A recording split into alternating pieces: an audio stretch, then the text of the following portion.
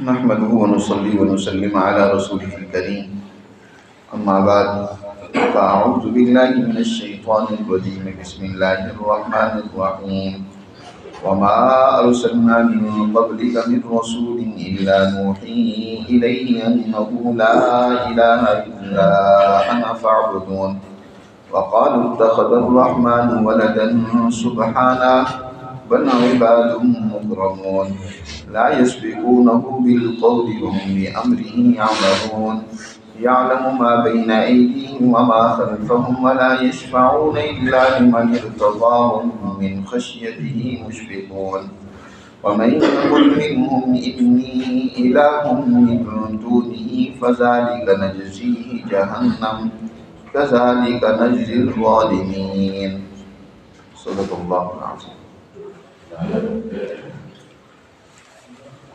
گزشتہ آیات مبارکہ میں اللہ سبحانہ و تعالیٰ نے اس حقیقت کو واضح کیے ہے کہ اللہ نے یہ کائنات محض عبث اور اللہ و لعب کے طور پر نہیں پیدا کی، بلکہ اس کائنات کی تخلیق حق کے غلبے اور اس کے اظہار کے لیے ہے۔ اور آج کا یہ جو درس ہے اس میں اللہ سبحانہ و تعالیٰ نے اس اہم اصل اور بنیاد کو ذکر فرمایا ہے کہ تمام انبیاء علیہ السلام کی دعوت ایک ہی رہی ہے۔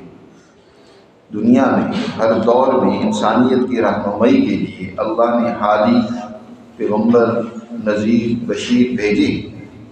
ان سب کا جو بنیادی دعوت کا مرکز تھا وہ صرف یہ تھا کہ انسان اللہ کی بندگی اور اطاعت کرے، اللہ سے اپنا تعلق جوڑے، اس کی ذات کے ساتھ کسی اور کو شریک نہ کرے۔ چنانچہ اللہ تعالیٰ ارشاد فرماتے ہیں وَمَا أَرْسَلْنَا مِن قَبْلِكَ مِن رَّسُولٍ إِلَّا نُوحِي إِلَيْهِ أَنَّهُ لَا إِلَٰهَ إِلَّا أَنَا فَاعْبُدُونِ۔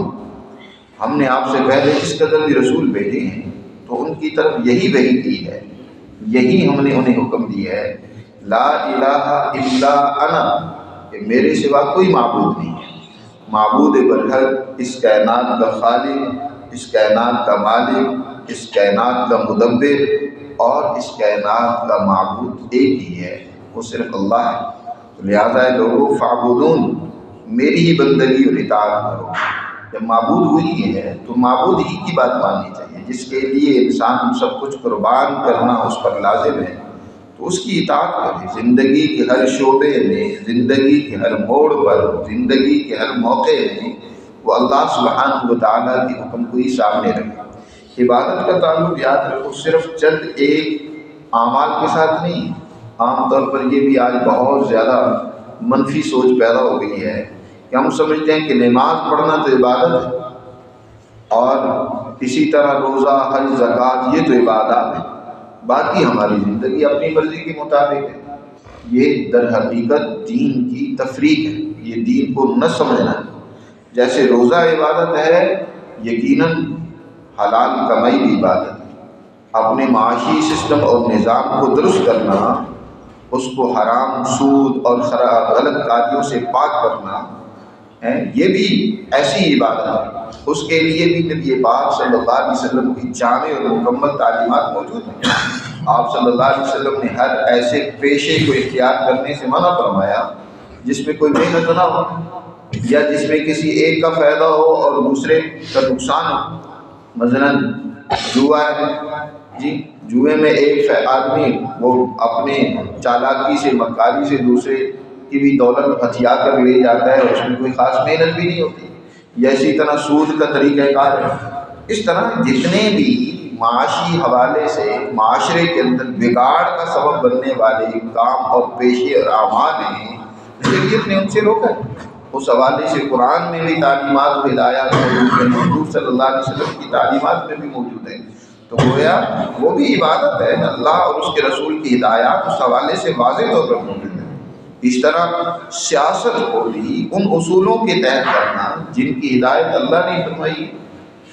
مثلاً عدل کا اللہ نے حکم دیا تو سیاسی نظام میں جو سب سے بنیادی چیز ہوتی ہے وہ عدل کا قیام ہوتا ہے، کہ معاشرے میں عدل اور امن کے قیام کے لیے سارا نظم و نسق قائم کیا جائے کہ کسی کا کوئی حق ضائع نہ ہو، ہر ایک کی ضرورت پوری ہو، معاشرے میں امن کو قائم رکھا جائے، تو معاشی سسٹم قائم کرنا دین کے اصولوں کے مطابق، سیاست کو اللہ کی تعلیمات کے مطابق قائم کرنا، یہ بھی عبادت ہے۔ اس طرح اپنے گھریلو امور کو، اپنے رشتہ داروں کے حقوق کو ادا کرنا، یہ سب عبادات، لوگ ان کو عبادات نہیں سمجھتے ہیں، یہ چند ایک اعمال کو صرف عبادت سمجھ لیے۔ عبادت کا تعلق زندگی کے ہر شعبے سے، کہ ہر زندگی کے شعبے میں کیا کروں؟ میری ہی اطاعت کروں، فاعبدون، میری ہی بندگی کروں۔ لیکن کیا کیا؟